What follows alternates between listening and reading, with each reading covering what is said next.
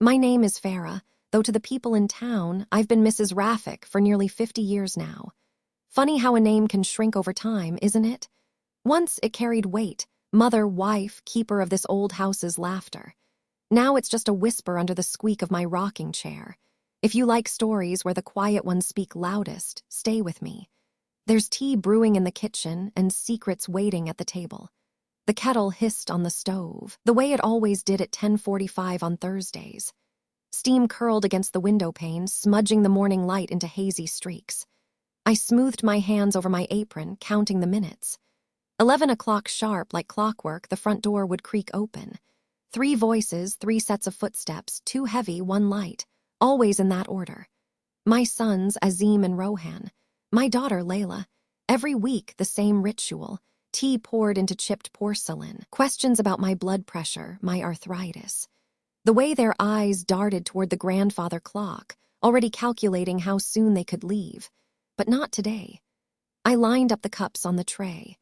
Blue willow for Azim, the eldest, who kept his hands folded too neatly in his lap. Rose painted for Rohan, who stirred his tea counterclockwise, just like his father used to. And for Layla, the bone china one with the hairline crack near the rim. No 2 brews the same. Bergamot in Azim's, bitterness hidden under citrus.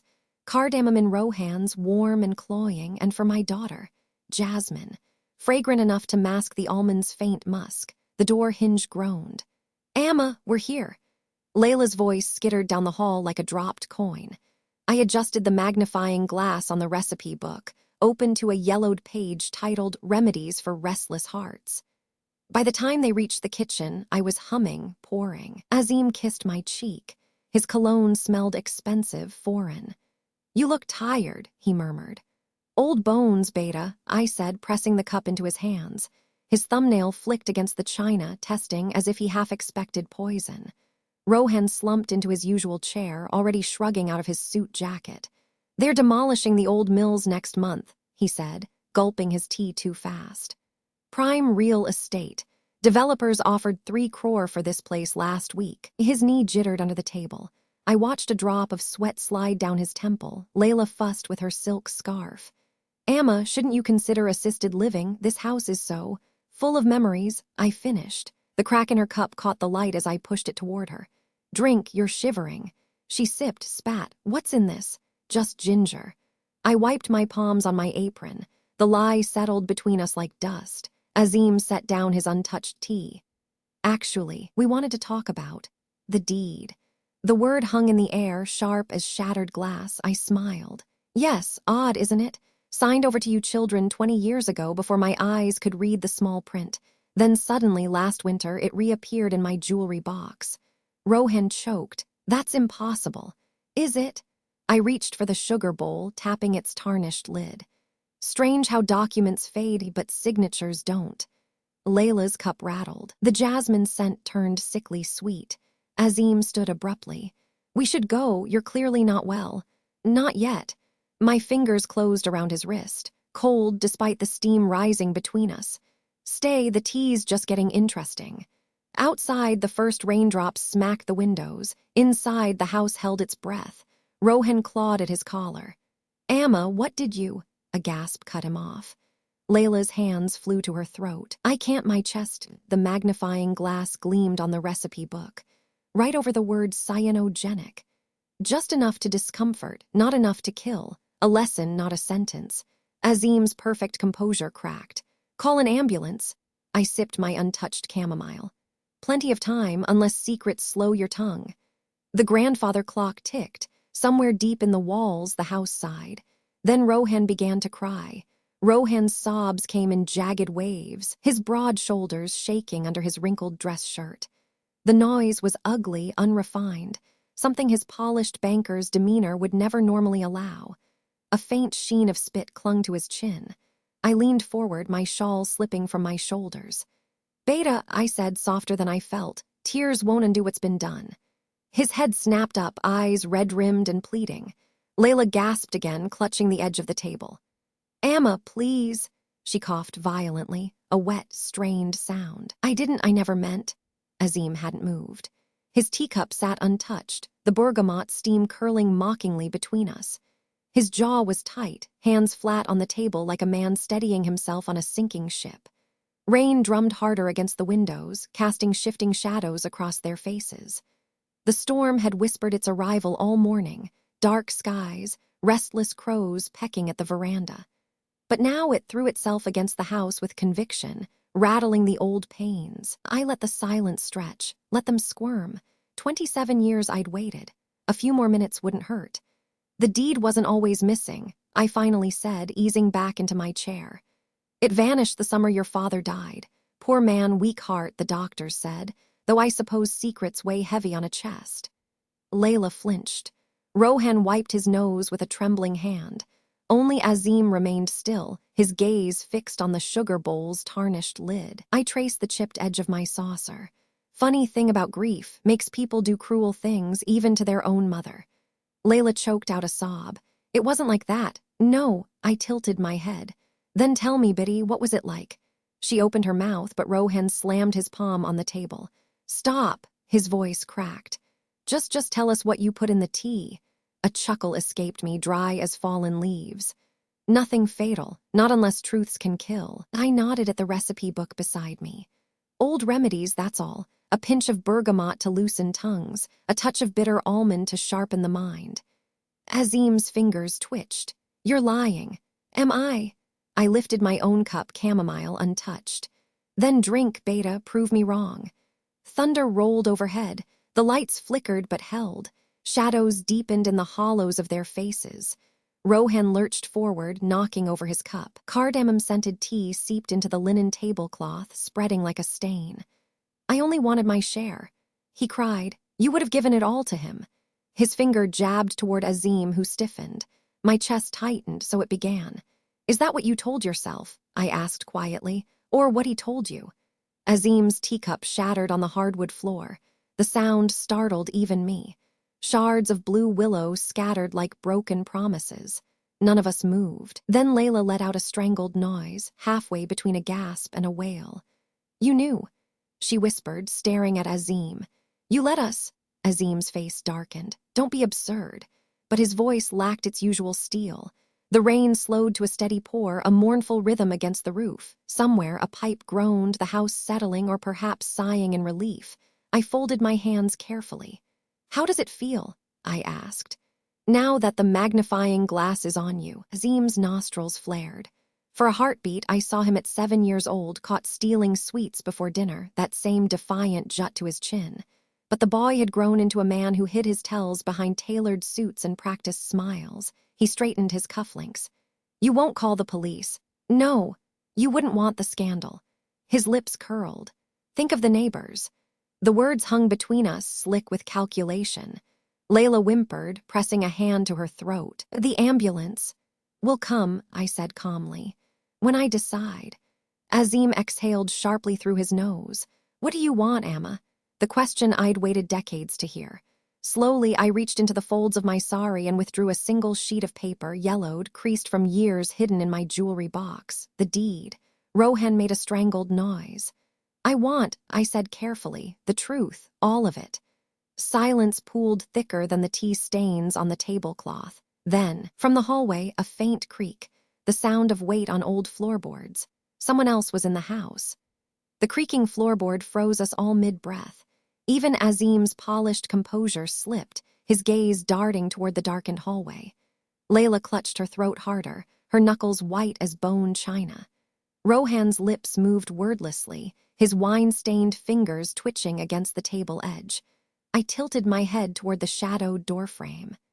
Neighbors don't typically skulk in hallways. Beta.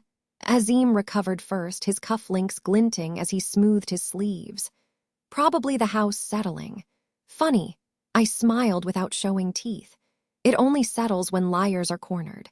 Another creak closer now, and the unmistakable scuff of leather soles. The children flinched as one. My pulse hummed, steady as the grandfather clock in the foyer. 30 years I'd waited in this house, listening to its whispers. I knew the weight of strangers' footsteps. Layla's teacup trembled against its saucer. Amma, what did you? The figure stepped into the dining room's amber light, and Rohan sucked in a ragged breath. Nasreen. My eldest daughter stood framed in the doorway, her once voluminous curls now streaked with ash, pinned into a stern bun.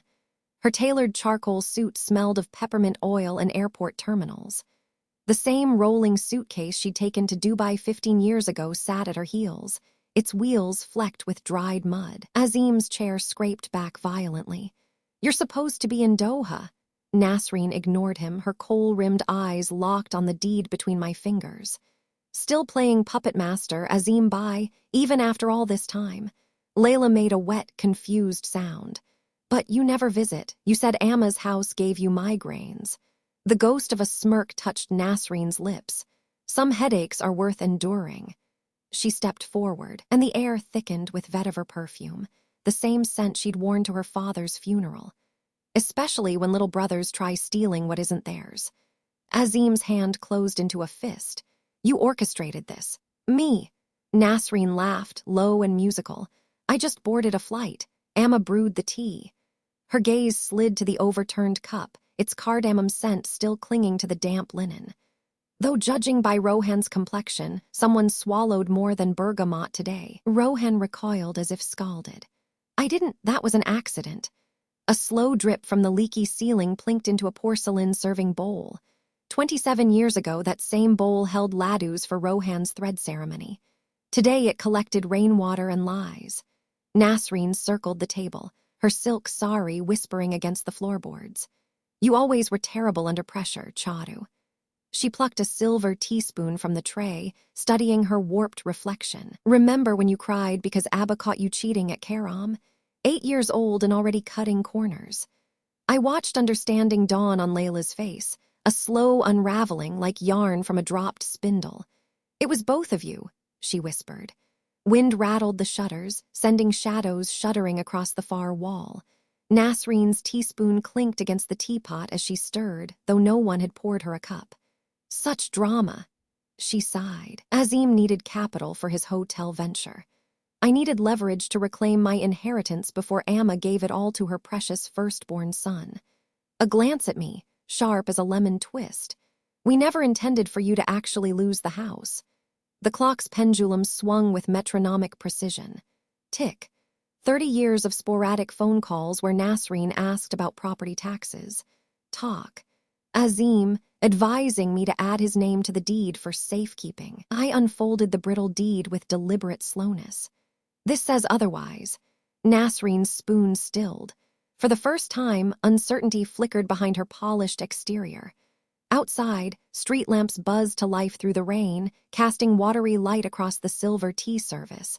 My mother's dowry gift, tarnished at the edges but still gleaming where hands touched most. "You taught us well, Amma." Nasreen lifted the teaspoon, watching light fracture through its bowl. "A good hostess always serves justice," with a side of chamomile. Rohan made a wounded noise. "You're monsters." Azim's phone vibrated against the table. The screen lit up with notifications, missed calls from his assistant, his wife, his lawyer. He didn't reach for it. Nasreen set down the spoon with surgical precision. "What now?" The wind moaned through the eaves as I studied my children, really studied them. Layla trembling in her sunflower print dress, still clutching her throat though the tea's effects had faded. Rohan hunched like a scolded schoolboy, fingernails digging into his palms. Azim calculating exit strategies behind his designer glasses. And Nasreen, my sharpest blade, forged in silence and wielded with precision. I pressed my palm flat against the deed. "Now," I said, "you listen." Thunder growled in the distance. Somewhere the fridge's compressor clicked on with a tired hum. Nasreen exhaled through her nose. So dramatic. But she pulled out a chair and sat. Azim hesitated, then followed, though he left 2 empty seats between himself and his siblings. Layla wiped her cheeks with a napkin embroidered by my grandmother. Rohan stayed standing, vibrating with unspent anger until his legs gave out and he collapsed onto the settee. I poured 4 fresh cups, steam curling like question marks. No herbs this time, just Darjeeling with a squeeze of lemon. Truth needed no seasoning. The first sip burned going down. By the time I set my cup aside, the story spilled out, words held back longer than some of my saris. how the forged deeds surfaced when the bank called about my son's loan application. The quiet consultations with old Judge Mehra's widow, who remembered property laws from British days. The 10,000 rupees slipped to a clerk to backdate a signature. Midway through, Nasreen's earring caught the light as she leaned forward. You knew, all these years you let us. Let you. A bubble of laughter escaped me, brittle as sugar glass. Beta, I watched. Silence pooled around the table, broken only by the clock's ticking and the soft wheeze of Rohan's breathing. Outside, rain dripped from the broken gutter onto the veranda tiles, a sound that used to keep me awake but now felt like company. Azim's polished facade finally cracked. Why today? In the kitchen, the old pressure cooker hissed, its weight rattling like a tired ghost. I could still smell the cumin seeds I'd fried before they arrived. The ginger paste simmered into golden paste. 73 years of recipes in this house. 73 years of footsteps wearing grooves into the stairs. My fingers traced a tea stain on the linen. Because when the ambulance comes tomorrow, I said softly, it won't be for theatrics. Layla made a strangled noise. Don't look so shocked, Nasreen muttered, though her fingers had tightened around her teaspoon. You think she invited us for gulab jamun and gossip. Azim's throat moved as he swallowed. How long? Long enough. I adjusted the hearing aid behind my left ear, the one Layla gifted me last Eid in its obnoxious rhinestone case. Doctor, Kapoor says the cancers moved into my bones, like termites in a wooden beam. Rohan made a sound like a stepped-on puppy. Nasreen's lips pressed into a bloodless line. You should have told us. The absurdity nearly made me laugh. Would you have visited more than Thursdays? For once, all four fell silent. Rain streaked the windows in slow, meandering paths. The kind of rain that makes you check if the back door's locked twice. The kind that smells like earthworms and forgotten promises. I lifted the pot to refill my cup, but my hands betrayed me, tremors sending a golden arc of tea splashing onto the saucer. Before I could react, Nasreen intercepted it, pouring with steady fingers. A shudder ran through me, not from pain but the sheer strangeness of my daughter's hands, manicured and ruthless, performing this small kindness. As she set the pot down, our fingers brushed. Hers were warm. The grandfather clock struck the half-hour, its chime reverberating through the hollow places in the house, the spaces between floorboards, the gaps in the ceiling plaster, the silence where a husband's laughter used to live. Nasreen cleared her throat. The deed is already transferred, I said, to all four names equally. Rohan's head snapped up, on one condition. I folded my hands over the yellowed paper, feeling the future shift beneath my palms like loose tiles. The house stays standing. No selling, no dividing walls. What was stolen stays whole. Layla wiped her eyes. But Amma, the upkeep alone, will come from the rents, I said. The compound's outbuildings converted to studios. Judge Mehra's granddaughter drew up plans. Azim exhaled sharply. You've thought of everything, not everything. I met his gaze squarely. Just further than your next quarterly report. Nasreen surprised me then. She laughed, a real, unfiltered sound I hadn't heard since she was 12 and won the district maths Olympiad. You absolute witch, she said, almost admiringly. All these years playing frail old widow while you... The doorbell rang. We froze. Not the shrill electric chime installed in the 90s, but the old brass bell by the back entrance, the one only long-time neighbors knew to use. Nasreen frowned. You expecting strays? I didn't answer, listening to the familiar shuffle step on the veranda. Mrs. Eir from 2 doors down always favored her left hip after her surgery. The bell rang again, insistent. Rohan pushed back his chair. I'll sit. My voice carried the steel I'd honed raising 4 children alone. Outside, Mrs. Eir called through the rain, her voice muffled but urgent. Farah, your veranda lamp, the police are coming. Nasreen went very still. You called them. Not for you. I rose slowly, joints protesting. Every step toward the hallway sent daggers up my spine, but I welcomed the pain, proof the night wasn't a fever dream. The children trailed behind, a ragged procession of silk and suspicion. Through the curtained sidelight, flashing blue lights stained the rain like spilled ink. Two officers hunched under umbrellas at my gate, one speaking into a crackling radio. Rohan grabbed my arm. "Amma, what's happening?" I pried his fingers loose, marveling at how easily they fell away. "The ambulance came early," I said, and opened the door. The cold night air rushed in, carrying the metallic tang of rain against pavement. Mrs. Eyer stood on the veranda, her sari clinging damply to her thin frame, the glow from the police lights reflecting in her wide eyes. "They're asking for you by name, Farah," she whispered. "What on earth have you done?" Behind me, the children clustered in the doorway like startled birds. I could hear Layla's ragged breathing, the nervous tapping of Rohan's fingers against his thigh. "Wait here," I said. Nasreen scoffed. "Like hell." She shoved past me, striding out into the rain before I could stop her. The officers stiffened at her approach, one instinctively resting a hand on his belt. I hadn't raised fools. She stopped just short of the gate, arms crossed. "You'll speak to me first." The older officer, a man with deep-set eyes and a weary slump to his shoulders, stepped forward. "Miss, we need to speak with your mother regarding property records. We have a search warrant."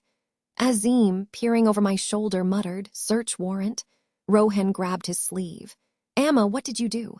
I didn't answer. I was busy counting the seconds in my head, 5, 6, 7, until Nasreen turned on her heel, water flicking from her elegant bob. She glared at me through the downpour. "You filed a police report." Layla gasped. "For what?" I walked out into the rain, ignoring the way my knees protested. The cold needled my skin, but the numbness inside was worse. The officers shifted as I approached, uncertain. "The original deed," I said, voice steady. "The forged one Azim signed in my name 23 years ago." Silence. Then Azim made a choked noise. "What?" Nasreen whirled on him. "You did what?" The younger officer cleared his throat. "Ma'am, we need to confirm if you still have the documents in question." Rohan was shaking his head, backing toward the house. "This is insane. Amma, you can't just—" "I can."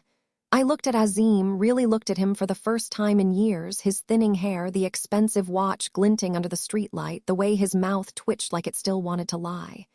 I waited until I had proof, until I was sure, and tonight I gave it to them. Azim's face drained of color. "You planned this." I turned to the officers. "The documents are in the black tin box under my bed. Fetch them." Layla let out a small, broken cry, pressing her hands to her mouth. Rohan was frozen, his expression flickering between disbelief and dawning horror. Only Nasreen stood firm, teeth bared. "You vengeful old witch," she breathed. The words settled over me like a shroud. I smiled. The officers hesitated, glancing between us. The older one cleared his throat again. "Ma'am, if we could come inside." "No." Nasreen's voice was steel. She stepped between us, blocking me from their view. "Not without a lawyer." The younger officer frowned. "Miss, we have a legal right to." "And I'll let you exercise it," she snapped, "after we've called one." For a long moment, no one moved. The rain drummed against the pavement. A siren wailed somewhere in the distance. Then, with a quiet sigh, I reached into the folds of my sari and pulled out a slim manila envelope, damp at the corners. "You won't need to search," I said, handing it to the officer. Nasreen spun toward me. "Amma, everything you need is in here," I continued, ignoring her. "Copies, originals, bank records, even the notary's testimony." Azim made a noise like a wounded animal. The older officer opened the envelope, scanned the first page, then exhaled through his nose. "Ma'am, I think it would be best if you all came down to the station." Nasreen rounded on me. "You did this on purpose, today, now, in front of them." I met her gaze without flinching. "I waited until you were all here." Layla began sobbing in earnest. Rohan gripped the doorframe like he might collapse. Azim hadn't moved, his hands flexing at his sides. The younger officer shifted awkwardly. Sir, is there, should we?" The older one shook his head, folding the envelope carefully. "We'll take her statement. The rest of you can come in tomorrow." Nasreen stepped back, arms crossed, her sharp-lined blazer now soaked through. She didn't look at Azim, didn't look at any of them. "I'll drive her." "No," they all turned toward me. I reached into the folds of my sari again, slowly, deliberately, and pulled out a set of keys. For the first time all night, my hands didn't shake. "I'll go with them." Something flickered in Nasreen's eyes, something deeper than anger, something like grief. The officers exchanged glances, then nodded. The older one held the car door open, waiting. I took one last look at the house, at my children, standing in the doorway, silhouetted in the yellow porch light, and stepped into the rain. The rain slowed to a drizzle as the police car pulled away from the house, the tires hissing against the wet pavement. I sat straight in the back seat, my sari damp against my skin, the muffled voices of my children fading behind me. The younger officer kept glancing at me in the rearview mirror, his knuckles tight on the steering wheel. The older one flipped through the papers again, occasionally sighing. At the station, the air smelled of stale coffee and wet shoes. The fluorescent lights buzzed overhead, flickering slightly, casting uneven shadows on the scuffed linoleum floor. The older officer pulled out a chair for me.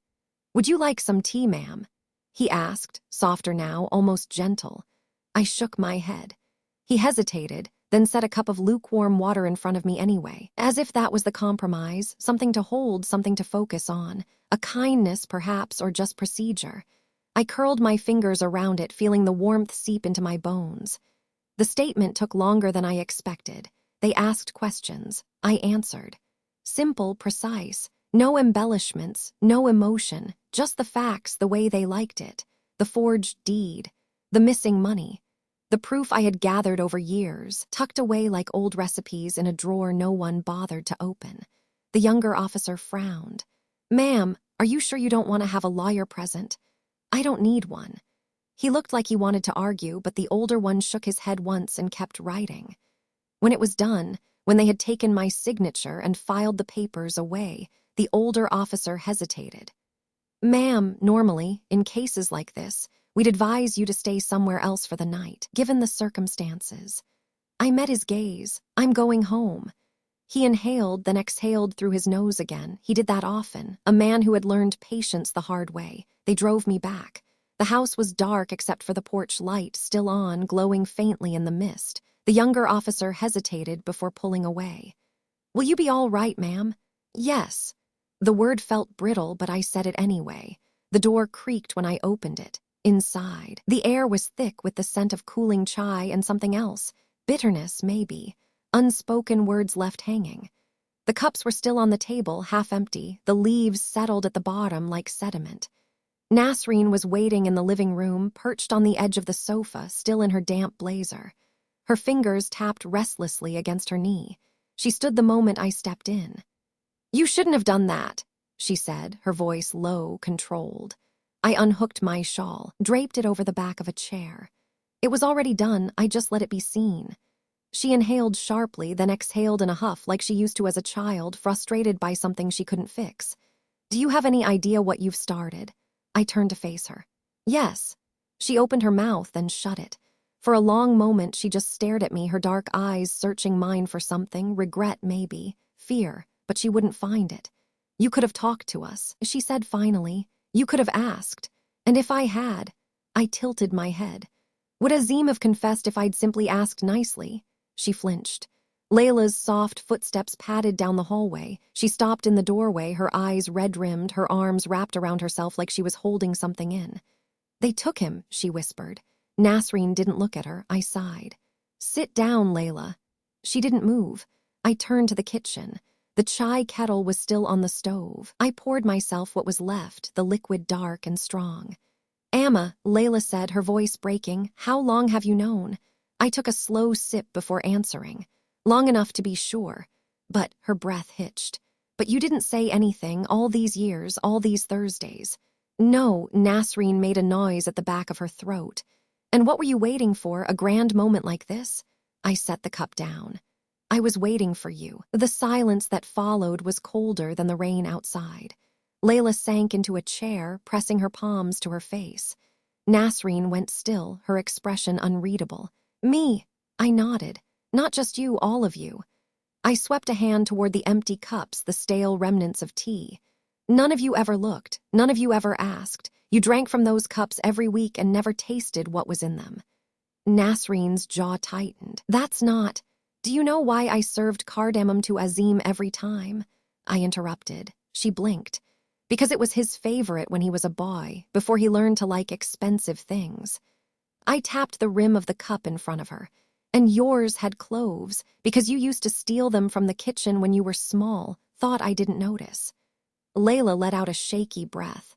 Mine was always ginger, because it was the only one you could keep down when you were pregnant with Sarah. Her face crumpled. Nasreen shook her head slowly. You think this symbolism makes up for springing this on us? I didn't spring anything, I said softly. I set the table. You just never bothered to read the menu. For the first time, Nasreen looked, not just angry, not just frustrated, but lost, like she was standing at the edge of something she couldn't cross. You should go, I said, turning away. It's late. Layla stood, hesitated, then reached for my hand. Her fingers trembled. Amma, please. I squeezed them once and let go. Nasreen didn't move. I walked to the stairs, each step heavier than the last. At the landing, I paused. The house is mine, I said without turning around. The law will see to that, but what happens next, that's up to you. And then I climbed the stairs, leaving them standing in the dim light of a home that was no longer just a house, and no longer just mine. The rain tapped against the bedroom window like impatient fingers. I sat on the edge of the bed, my hands folded in my lap, listening to the muffled voices downstairs.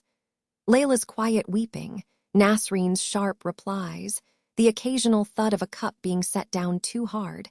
It all filtered through the floorboards like an old song playing backward. The house felt different now. The walls hummed with something sharper than silence. I reached for the carved wooden box on the nightstand, the one that had belonged to my mother. The hinges groaned as I opened it, revealing the small velvet pouch inside. My fingers trembled only slightly as I loosened the drawstring and poured the contents into my palm. A single brass key, green with age but still solid. Downstairs, the front door slammed. I didn't need to look out the window to know who had left. Nasreen had stormed out before, many times when she was younger, and always returned when pride wore thin. But Layla would linger, torn between duty and disbelief, waiting for permission to stay or to flee. The key weighed nothing and everything. A floorboard creaked outside my door. You can come in, Layla, I said without raising my voice. The door edged open. She stood there, shoulders hunched like a wilted flower, eyes red and swollen. How? She whispered. I closed my fingers around the key. How what, Beta? How did you know about the papers? About what Azim did? I patted the bed beside me. She hesitated, then sat stiffly, as if afraid the mattress might swallow her whole. You forget, I said, tracing the key's teeth with my thumb. I raised 3 children in this house while your father worked 14-hour days at the mill. I knew who took the last sweet from the jar when no one was looking. I knew whose school fees went missing from my purse. I knew who kissed the neighbor's son behind the tamarind tree. Her breath hitched. And when the bank notices started arriving, the ones your father never saw, I knew the signature wasn't his. I let the words settle between us, but I waited, because betrayal is one thing, remorse is another. Layla twisted her wedding ring around her finger. Did you ever tell Abu?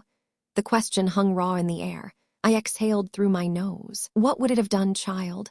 Broken his heart before his time, turned brother against brother. I shook my head. Some silences are kinder than the truth. She flinched, but not this one. No, I agreed, not this one. Rain streaked the window like melted silver. Layla's voice was barely audible. Nasreen said you're giving the house to Sarah. I didn't answer right away. Some truths deserved patience. It wouldn't be the first time I've given something to Sarah without anyone noticing. Layla turned to me, confused. The day before she left for university, the morning she thought I was still asleep, she stood right where you're sitting now. I pointed to the dresser. She stared at that old jade comb, the one from my wedding trousseau, for a full minute, touched it like it was made of glass. Then she put it back and tiptoed out. I opened my palm, revealing the brass key again. That afternoon, I wrapped the comb in tissue paper and slipped it into her suitcase.